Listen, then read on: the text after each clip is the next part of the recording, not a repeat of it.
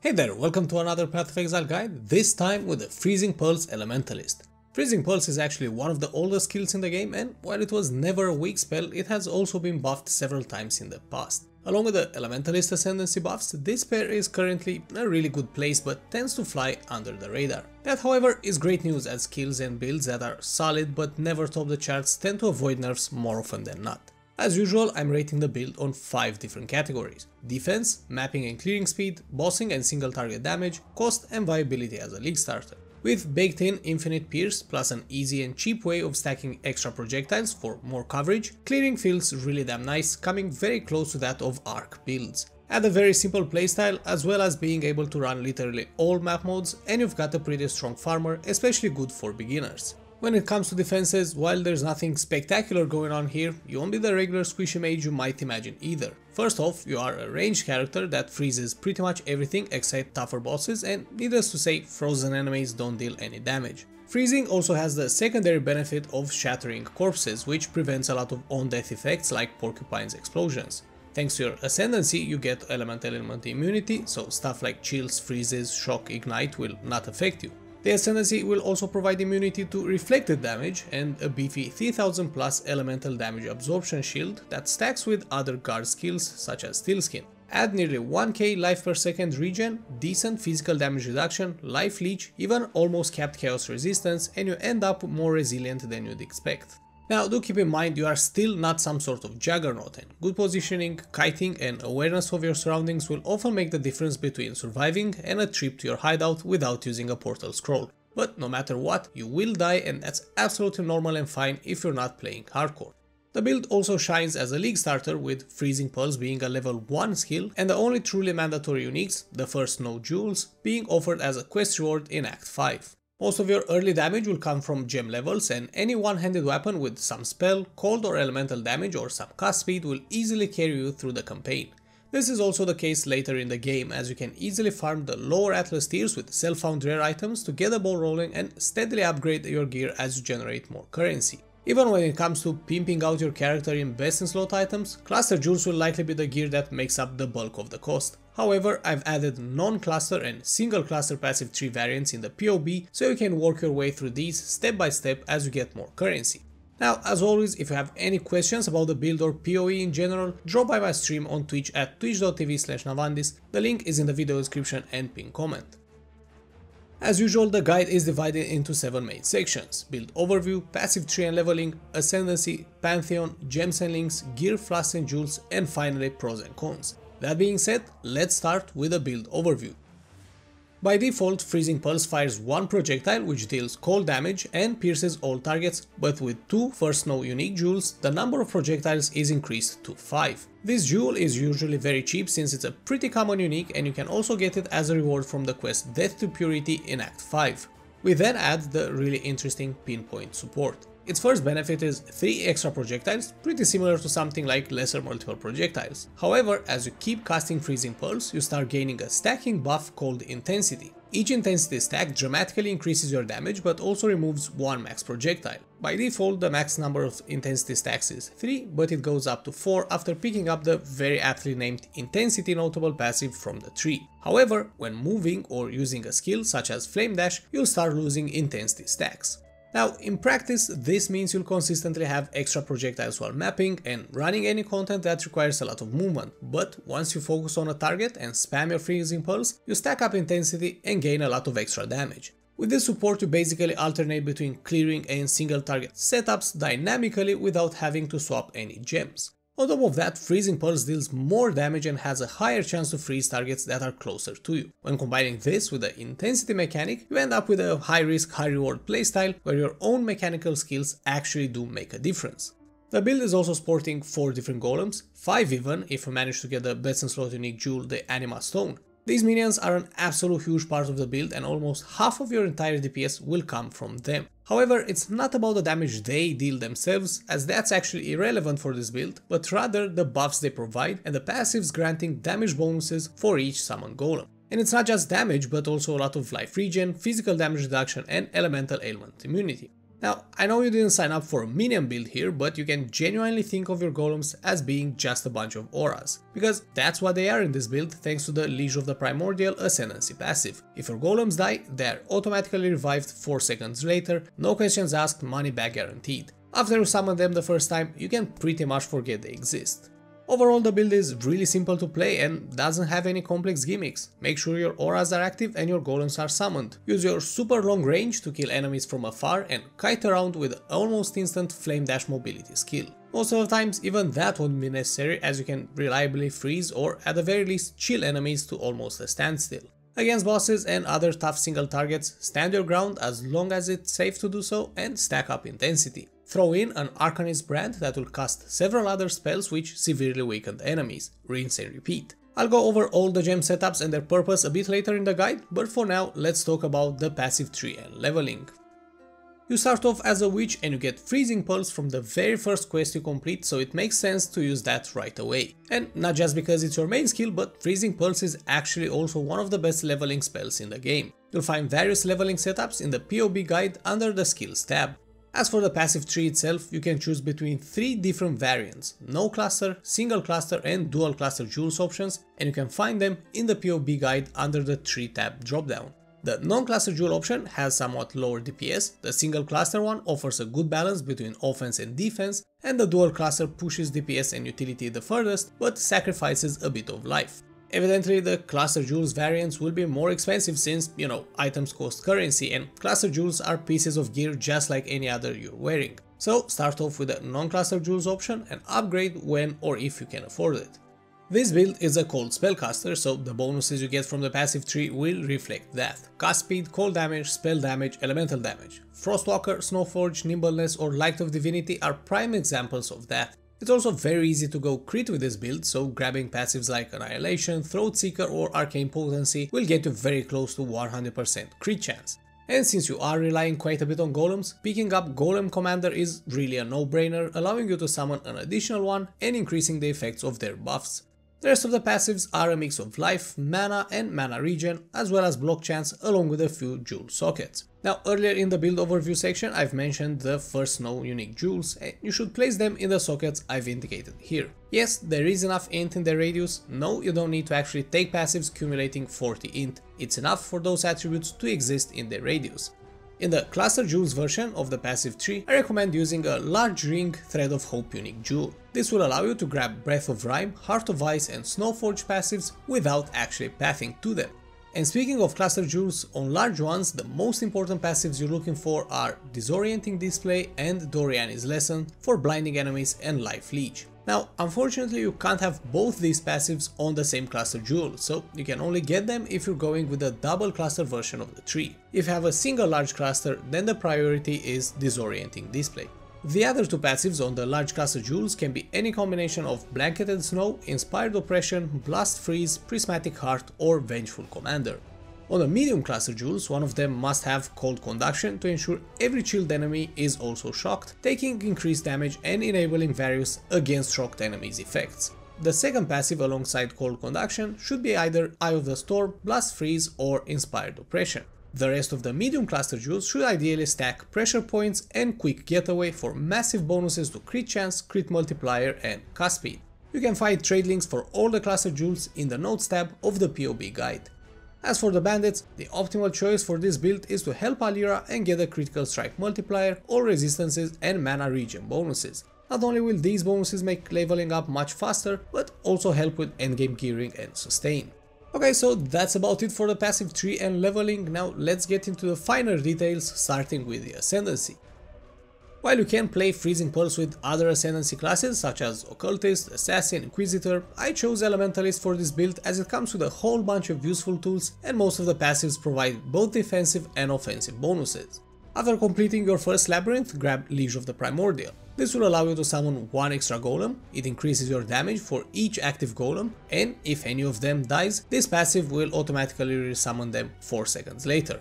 Now, as mentioned earlier in the build overview section, each golem provides a certain buff. For example, the Lightning Golem increases your cast speed, the Chaos Golem buffs your physical damage reduction, etc. Well, Liege of the Primordial will also boost the effect of your golem buffs for even more damage and defense. The points from the Crew Labyrinth go into Elemancer, doubling down on golem stuff. One extra golem, the fourth one, golems become completely immune to elemental damage, making them incredibly tanky and further increasing the strength of their buffs. But the most valuable bonus from this passive is elemental ailment immunity for yourself as long as at least 3 golems are alive, which should be almost permanent as the golems are constantly being revived by the previous passive. Now, elemental ailment immunity is a huge deal. Most of the endgame content, including the toughest boss fights, is chock full of elemental ailments such as freeze, shock or ignite. A large portion of their difficulty stems from ailments, and completely bypassing them will make it so much easier to survive those encounters. Moreover, you'd normally be forced to use at least one magic flask of heat for freeze immunity, but with Elemancer you're free to replace that with a unique one such as Atziri's Promise or Battled Faith for a massive DPS increase. Third Ascendancy passive is Bastion of Elements, which has 2 distinct bonuses: immunity to reflected elemental damage and Primal Aegis, a damage absorption shield. Primal Aegis is a shield buff that absorbs 75 elemental damage for each notable passive you have allocated on the tree. In practice, at level 90 or so, the shield will absorb about 3000 elemental damage. If the shield is completely depleted, or if you stop taking damage for a few seconds, it will automatically replenish back to 100%. All in all, a very decent automated defensive mechanism that you don't need to actively manage. Finally, after completing the last lab, get Mastermind of Discord for a massive DPS increase. Any enemy on which you apply an exposure debuff will have their respective resistance further reduced by 25%. In this case, exposure is applied by Frostbomb, which is cast by Arcanist Brand. It normally applies -15% cold resistance to enemies, which becomes -40% when paired with Mastermind of Discord. This is especially strong against bosses and other very tough enemies that have high resistances. However, keep in mind this passive is pretty much useless if you're not using your Arcanist Brand. While it's not an issue while mapping, as lowering resistances is overkill against trash mobs, not using it against bosses will severely cripple your DPS.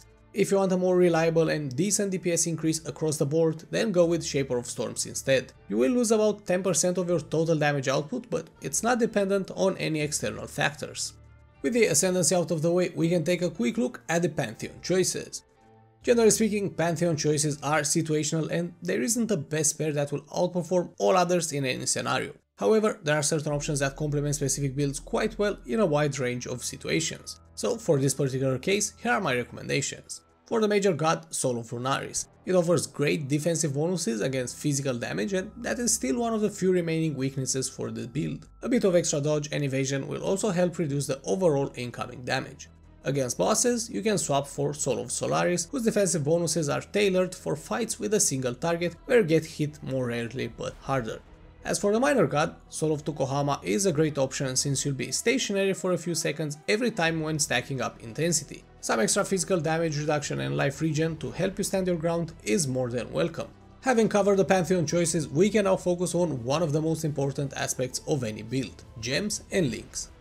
Before I begin, I just need to remind you there are awakened versions for a few of the gems used in this build. Awakened gems are a stronger variant of their base, but at the same time much more expensive. Needless to say, if you can afford them or get a lucky drop, just replace the base gem with the awakened version. With that out of the way, as usual, I'll start off with the main skill, Freezing Pulse and its supports. The top priority here is to get a level 21 gem through corruption. Like pretty much every other spell in the game, Freezing Pulse's damage scales very well with extra levels. You can level up several Freezing Pulse gems in your secondary weapon setup and corrupt them using a Val Orb when they reach level 20. While it is random, one of the possible corruption outcomes is +1 level. Quality is less important and more about min-maxing, so if you care about that, then get the gems to 2020 before corrupting them. In order of their importance, the support gems are Pinpoint, Spell Echo, Inspiration, Control Destruction and Hypothermia. Otherwise put, if you only have a 5 link body armor, then drop Hypothermia until you get a 6 link. I've already covered Pinpoint in the build overview section, so check that out if you skipped it. Basically, it adds extra projectiles, but when you stand still and keep spamming Freezing Pulse, you lose those projectiles and instead gain a stacking damage buff. This allows us to have a single setup for both mapping and bossing, automatically adapting to your playstyle. Inspiration is also a pretty interesting support gem. It substantially lowers Freezing Pulse's mana cost, which makes it easier to sustain and allows you to reserve more mana with auras for extra DPS. Then, as you spend mana with Freezing Pulse, you'll gain Inspiration charges, which increase your crit chance and elemental damage. Obviously, both excellent for this build.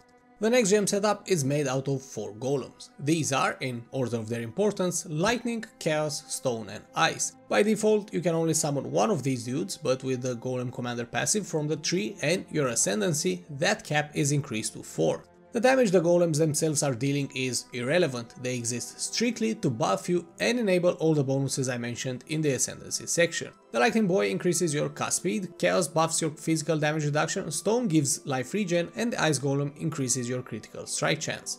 Now, you might be tempted to downplay these minions, but for this build, the Lightning Golem for example can add about 1 million DPS. Chaos Golem, 21% physical damage reduction, that's as much as 5 endurance charges. Stone, almost 500 life regen, 2 times more than a Vitality Aura. Similar to Freezing Pulse, try to get your golems to level 21 as this can increase the effect of their buffs as well as their HP.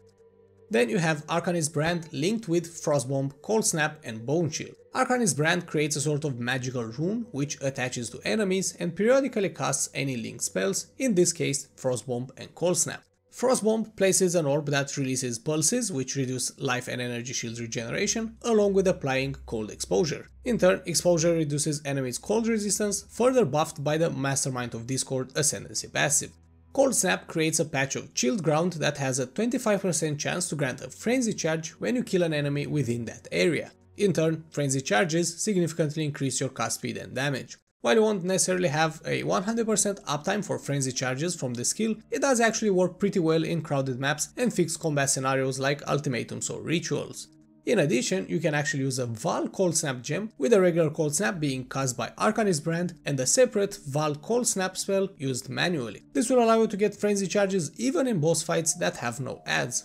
Up next is a cast when damage taken setup. This trigger gem will cast any linked active spells after you take a certain amount of damage. A higher level cast when damage taken gem is able to cast higher linked gems, but it will then also require a lot more damage to be triggered. As such, for this particular setup, we'll keep the trigger gem at level 3 so it fires as often as possible. You then link this to Blade Blast and Flame Wall. Blade Blast normally does a lot of different things, but for this particular build, we only care about that single line from the gem's description which says unnerve enemies for 4 seconds on hit. The unnerve debuff increases the spell damage taken by affected targets from any source, so Blade Blast will indirectly boost Freezing Pulse's damage. Flame Wall creates, well, a wall of flames, and any projectile that passes through it will gain additional fire damage. Not only is this a decent DPS increase for basically zero effort, but it will allow your Freezing Pulse to also ignite enemies. This in turn enables item modes that increase your damage against ignited or burning enemies, as well as using the Cinder Swallow Urn unique flask. Finally, the last gem in this setup, Flame Golem, is not triggered by cast when damage taken, but rather manually cast. It's part of this setup simply because there was no room for it anywhere else. Now, you'll only be able to summon this 5th Golem if you have the Anima Stone unique jewel. Until then, you can replace it with a low-level Sigil of Power as indicated in the POB guide. The next setup is just 2 auras, Hatred and Zealotry for extra cold and spell damage, as well as increased crit chance. Link these with an Enlightened gem of at least level 2, but ideally level 3 or 4, to reduce the amount of mana they reserve. And the last gem setup is made out of Flame Dash, your mobility skill, along with Steel Skin. The way I use Steel Skin is to bind it to my left mouse button, replacing the default move action. As I keep the button pressed, it will move my character as usual, but also cast Steel Skin on cooldown, providing a damage absorption shield that stacks up with the one from Bastion of Elements Ascendancy passive. Since this is an instant cast skill, it won't interrupt movement at any point. Add a low-level Arcane Surge gem, which will provide a buff that boosts your global spell damage and mana regeneration after spending a certain amount of mana with the linked skills. With the gems out of the way, it's time to take a look at the recommended gear for this build. In this section, for each gear slot, I will outline 3 tiers: Basic, Mid-tier and Best in Slot. Generally speaking, prices increase significantly with each tier, but so do the benefits that the items bring. The Notes tab in the Path of Building guide contains trade links to help you find and buy the necessary gear. You can tweak the filters according to your budget and character at the time. Your main goal is to cap your elemental resistances and get as much life as possible. The rest of the affixes should be a mix of strength and dex to level up your non-blue gems, chaos resistance and damage modes, mostly in the form of cast speed, spell, cold or elemental damage, crit chance and crit multiplier, plus levels for freezing pulse and even some flat cold damage. Other good secondary modes to look for are mana regen, flat mana or energy shield. Starting from the top, a good basic tier helmet has 60 plus elemental resistances, 80 plus max life and either dex, strength or chaos res, ideally on an energy shield base. For mid tier, you're looking for more or less the same affixes but on a blizzard crown base. This special type of helmet has an implicit that adds a metric ton of flat cold damage but also increases the cold res of enemies you hit. Even so, for Freezing Pulse, you still come up on top DPS wise and getting some extra damage from this gear slot is always welcome. Finally, for best in slot, the unique Crown of the Inward Eye is simply unbeatable. With a well rolled one, you get a huge amount of mana, life, energy shield, great DPS and even plenty of armor. While it doesn't have any resistances, you can easily get those on other gear slots. This helmet is usually really cheap beyond the first 2 weeks of a league, as it's one of the most common drops from Sirius at any awakening level. As for enchants, the best options are either 150% increased effect of the buff granted by your Lightning Golem or 12% increased Freezing Pulse cast speed. Any other enchants increasing the effect of your Golem's buffs are decent, cheaper alternatives. Moving on to your weapon, in this build we're going with a one-handed weapon plus shield setup, and you can use either wand, dagger or scepter. For basic tier, you're looking for some cast speed, critical strike chance for spells, global critical strike multiplier and a combination of spell damage, elemental damage and cold damage. On mid tier, pretty much the same stats but with higher numeric values and some flat added cold damage to spells. Keep in mind that you can also craft additional mods using your hideout crafting bench if you buy or find a weapon that has an empty affix. If you're not sure what any of those words mean, you should probably take a few minutes and check out my absolute basic crafting guide by clicking on that I thing in the upper right corner. Lastly, on best in slot, add either +1 to level of all cold spell skill gems or +1 to level of all spell skill gems, on top of everything else from the lower tiers. Like most spells in the game, Freezing Pulse also gains a metric ton of damage from extra gem levels. In the offhand, a good basic tier shield needs 60 plus life, 60 plus critical strike chance for spells, some cold or spell damage and as much elemental resistance as possible. On mid tier and best in slot, the goal is to give up on any resistance affixes on this gear slot and replace them with additional pure damage mods. Similar to wands, +1 to level of cold or spell skill gem mods are great, along with higher values for max life, critical strike chance for spells and cold damage. Good secondary or crafted mods are cast speed, gain percentage of cold damage as extra chaos damage, additional chance to block or mana regen. Up next is the body armor, and this is mostly a defensive slot. At basic tier you need at least 5 links, 70 plus life and 70 plus elemental resistances. Some extra chaos res, dex or strength would also be a great bonus. For mid tier, you're looking for pretty much the same affixes but with 6 links and higher numeric values. It should ideally be on a pure non-hybrid energy shield base. If there's an empty prefix, then you can craft the mod gain percentage of maximum life as extra maximum energy shield using your hideout crafting bench.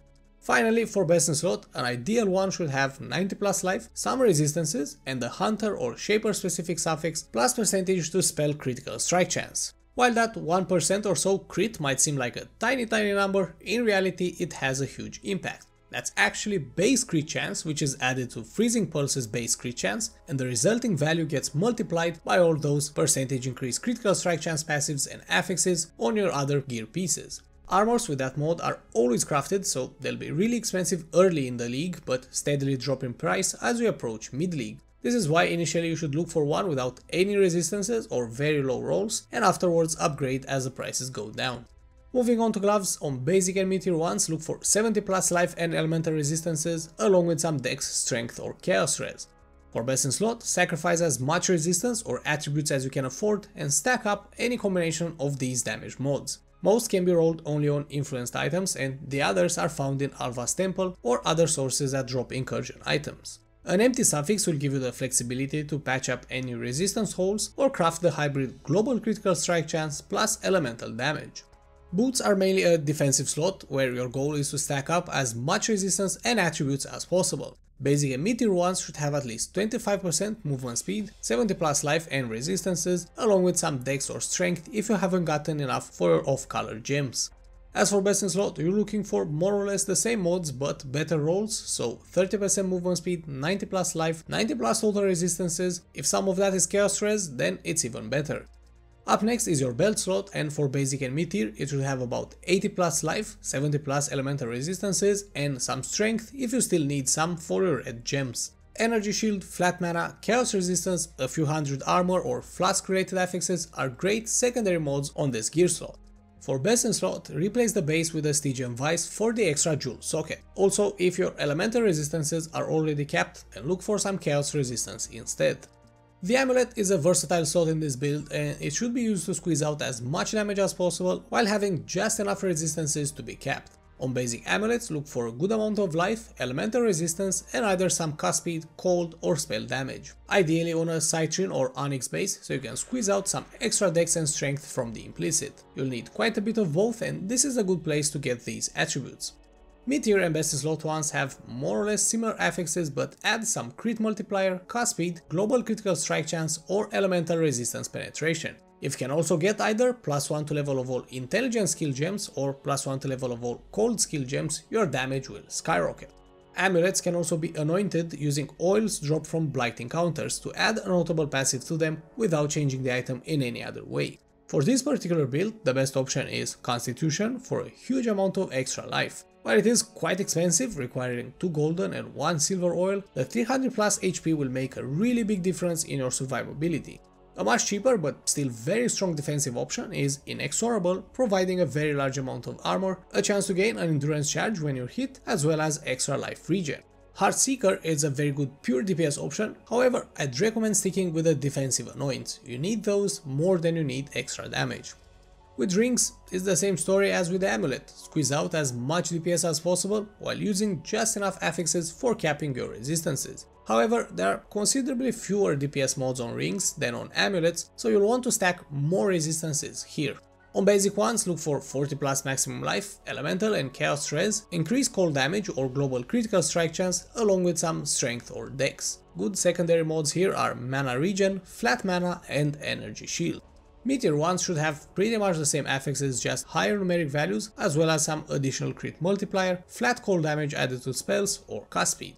Finally, for best in slot, you need one ring with the following 2 mods. Trigger Assassin's Mark when you hit a rare or unique enemy, and life gained for each enemy hit by your spells. Assassin's Mark is a curse that can be applied on a single target at a time, in this case either a rare mob or a boss, and will increase your crit chance and crit multiplier against it. When you kill that target, you also gain a power charge which further boosts your global critical strike chance. The life gained for each enemy hit by your spells is a really strong defensive mod when mapping, as that's an instant type of life leech and your projectiles will hit a pretty large number of mobs. Up next are jewels, and you'll have quite a few sockets, especially if you go with a cluster jewels version of the tree, as we won't be using any small clusters but instead fill in those sockets with regular jewels. Now, regardless of the tree option you went with, 2 sockets will be taken by the threshold jewels First Snow, adding a total of 4 extra projectiles to Freezing Pulse as well as a decent damage bonus. These are always dirt cheap and you get 1 for free as a quest reward in Act 5 as well. This makes them ideal for corrupting for the excellent Corrupted Blood cannot be inflicted on you implicit. On regular jewels, you're looking for maximum or flat life, flat cold damage to spells, cast speed, critical strike chance and multiplier, or increased cold damage. The damage mods can come in a variety of formats, and while I can't list them all here, you can find trade links in the notes tab of the Path of Building guide.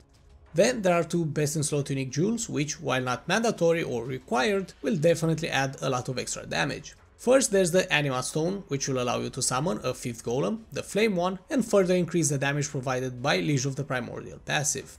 Then you have a Watcher's Eye with either a Hatred or Zealotry mod. If you can afford one that has 2 of these mods, then your damage will go through the roof, but so will the price. In the Cluster Jewels version of the tree, I've also included a Thread of Hope unique jewel, which allows you to take passive nodes inside the 2 rings without actually pathing to them. In this build, you're looking for one with a large ring mod and as little minus all res as possible. Moving on to Flasks, these are quite an important component of this build and they will greatly boost your overall damage and defenses. First, you need a Seething or Panicked Divine Life Flask of Staunching. Instant healing is a real lifesaver and bleeding removal is absolutely mandatory while mapping. Second flask is a Cinder Swallow Urn with a huge amount of bonuses packed into it. Enemies ignited by you during flask effect take increased damage, you recover a good chunk of life and mana when you kill an enemy, and it provides the onslaught buff, increasing your cast and movement speed. Alternatively, you can replace this with a much cheaper Atziri's Promise or the more expensive and powerful Bottled Faith. Third one is a Chemist's Quicksilver Flask of Adrenaline. Movement speed directly affects your efficiency and map clearing potential, as well as allowing you to move out of harmful spots much faster. Then you have a Rumi's Concoctions Granite Flask. This will greatly boost your chance to block as well as physical damage mitigation with its massive plus 3000 armor buff. Finally, the last flask is an enduring eternal mana flask of warding, which will take care of all your mana issues and make you immune to curses. Now, to wrap up the gearing section, here are some excellent leveling uniques which will help you easily progress through the campaign.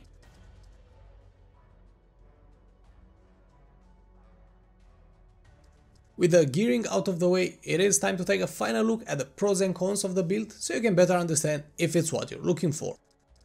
Starting off with the pros, an excellent league starter, it's very cheap to gear up for the first few tiers of mapping, and this will help you generate currency real quick and get a head start. Great clearing speed, the build is very efficient at quickly killing large packs of mobs without any downtime. Each gear upgrade will be a significant buff, generally proportional with the investment. As such, it has a very high performance ceiling and the build is great for a long-term project. Solid defenses between elemental ailment immunity, good block chance, damage absorption shields, leeching, life regen, you're a pretty tough nut to crack. Efficiency scales with player skill. Careful positioning and manipulating intensity stacks will reward better players with much higher effective damage and better survivability. As for the cons, peculiar playstyle, the way this skill adapts with intensity stacks and capitalizing on that behavior can take some time to get used to. For some people, something might always feel off with a spell. Vulnerable while casting, before getting familiar with the skill, you might be tempted to stand still and cast Freezing Pulse more than you should. The fear of losing intensity stacks might translate into dying to something easily avoidable if you would have just decided to move instead. Lower damage and dynamic fights, certain boss fights involve a lot of movement and that can decrease your overall DPS as you can't always reach max intensity stacks. Still, even at 2 or 3 stacks, you should have more than enough to tackle any boss in the game. Learn anything new, Exile? If you did, then you'll probably be happy to hear there are more videos coming up in the near future with more exciting builds to try. Make sure not to miss them by subscribing to the channel so you get notified when that happens. And while you're at it, why not like this video as well or drop a comment down below to let me know your thoughts. Thank you all for watching and see you next time.